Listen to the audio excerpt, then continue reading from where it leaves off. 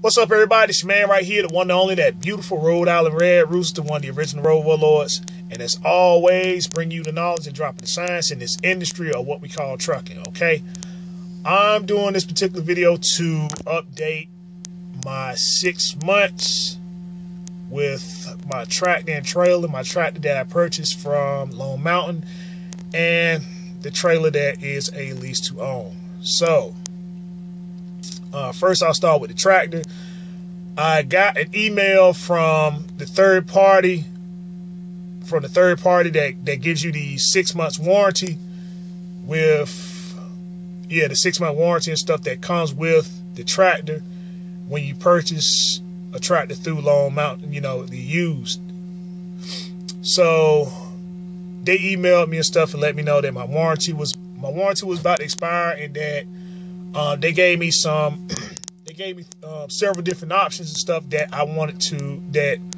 I can use to extend the warranty. So I read through it and stuff, and I wasn't impressed with what they were trying to cover. So I just declined it and stuff, and the warranty is now gone. So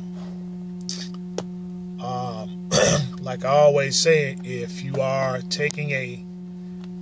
planning on getting a used tractor, then make sure that you have a well put together maintenance escrow for your tractor, just in case anything comes up, because it's better not to have it. It's better to have it and not need than need and not have it. All right. So, I say, going into business, getting used equipment is somewhat of a risk, because you don't know what you're getting. And so, again, you just got to have a plan in place in case for best and worst case scenario. So I feel pretty confident with what I have and stuff is enough to tackle whatever issues that may come up with my tractor. So, again, I declined the warranty. The other reason was because what they were covering, I just wasn't impressed with. So, I declined it. The tractor no longer has warranty on it. And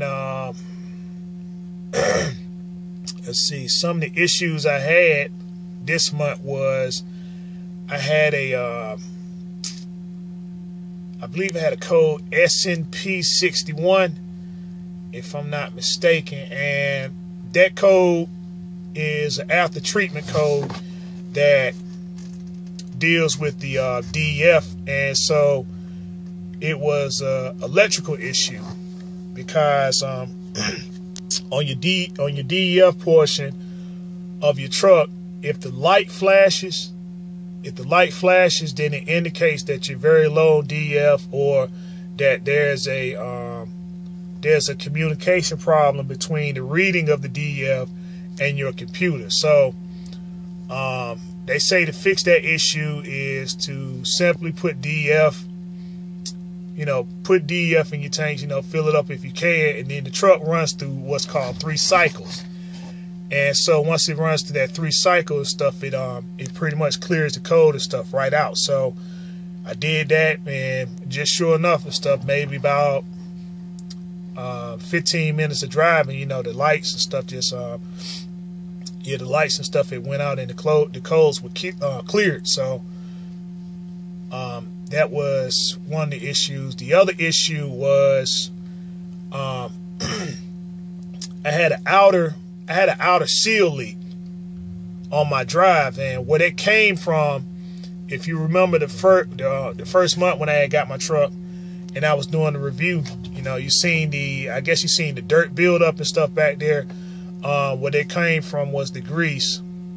It came from the grease inside of the hub, and the hub cover is what kept a lot of the grease and stuff from inside there.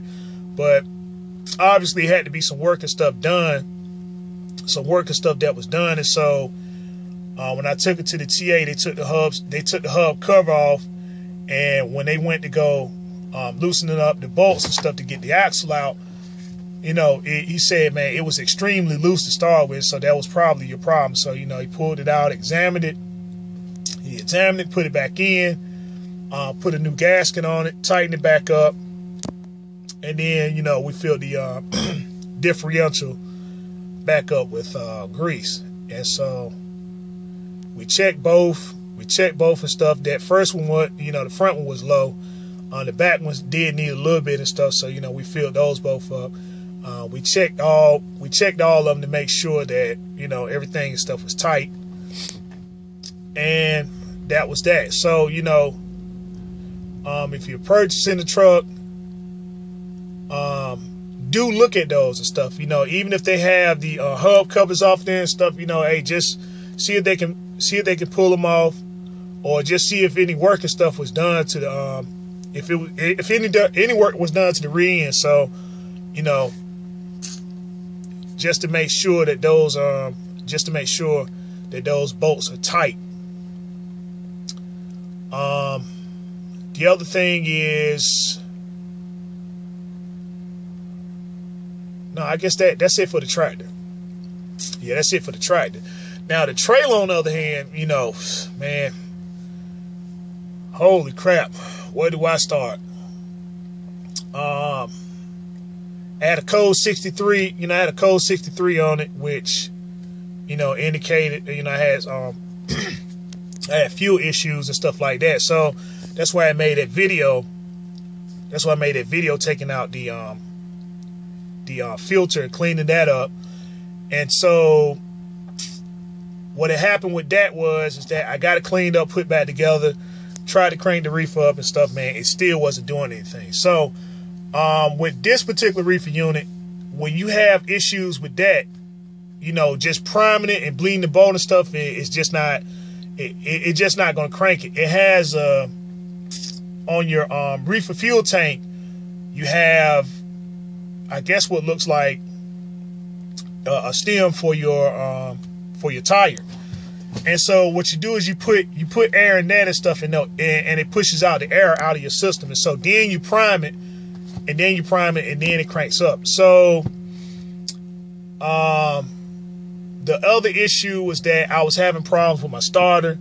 You know, I always let the reefer run on continuous and stuff like that. So every now and again, I would have a problem to where, you know, that starter would just spin, but it just won't crank. And so, you know, I get back there, tap the starter and stuff like that. And I would just put it off, you know, like, well, you know, hey, I'll get it fixed. You know, I'll get it fixed later and stuff like that. So, you know, anyway, I get over here to the guy's shop who helps me get the reefer cranked up. And so, you know, he was telling me, like, man, listen, I can fix that starter and stuff like that. So, I mean, he gave me a very good deal. He gave me a very good deal and stuff. So, you know, I had him check that out. So I said, you know, he changed the starter. He got my reefer stuff cranked up. And so, you know, everything was everything and stuff, man. I mean, this guy is a very, very good and knowledgeable person, and his rates are second to none and stuff, man. I mean, I am very impressed for this guy to be from New Jersey. And, you know, he's saying he's just getting started and stuff like that. You know, I'm still in contact with him, but once he gets everything up and stuff, I told him is that, hey, listen, if you need advertisement and stuff, man, I am definitely your guy. Because, you know, what works and stuff he did would have easily ran up, you know, $1,000 and stuff and made more and stuff. And so, you know, what he charged and stuff, you know, what he charged and stuff, man, I mean, was substantially low. You know, there wasn't a long wait time and stuff, you know, wasn't a bunch of BS. It was just, you know, I think I was just there. I was there longer just trying to get my money over to him and stuff through EFS. But other than that, man, I mean, you know, once he has all his information and what he knows, what he's going to call his company and stuff like that, I'm going to have it up here on the site, have his phone number up here and stuff. So, you know, if you're in the Jersey area, you know, hit him up first, guys. Like I said, you know, Thermo King, carry, you know, there wasn't a carry over there and stuff, you know, Thermo King and stuff, they were just bagged up, stuff like that. So, I mean, this guy is very, very good, very, very knowledgeable at what he does. So, I had that issue there and stuff. And then my other issue and stuff came from my brakes. on my trailer and stuff. So I see now I'm going to have to get everything and stuff under there redone. I got 2 slack adjusters put on, and I'm willing to bet once we get once we get everything back there tore down, it's probably gonna need some S cams.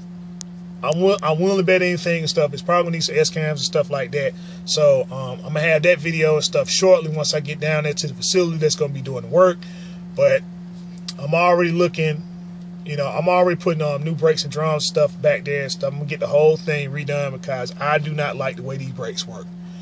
And you know, I want these brakes and stuff to work just as good as my other trailer, because my other trailer, I mean, the brakes work so good that I can put it on a 12% grade, hit the brakes for the trailer only with a 48,000 pound load, and it will not move, no matter what you do and stuff. I mean, you know, if you try to move it, the only thing that's gonna move is maybe the concrete once it breaks. But anyhow, that's what's going on with my tractor and trailer and stuff. You know, many issues and stuff that's come from my trailer and stuff. And like I spoke before, is that, you know, anytime you get anything used, just make sure that you have the funds and stuff available, because, man, you will have these problems, and these problems are going to need to be dealt with. And the only way to rectify it is to get the old to new. And that's just that. So if you have any questions, comments, concerns and stuff, man, feel free to hit me up. My contact information is on my page. Also, feel free to send a friend request to my Facebook page, which is Red Rooster. Red like the color, rooster like the bird. Send that friend request and stuff, and I'll go ahead and accept you. I have trucking information up there as well. And with that being said, it's your man right here, the one and only, that beautiful Rhode Island Red Rooster, telling you as always, continue to do your research, fact-finding studies. Harness on your skills every day. Until next time we talk, next time we meet, be safe, be easy, and peace out.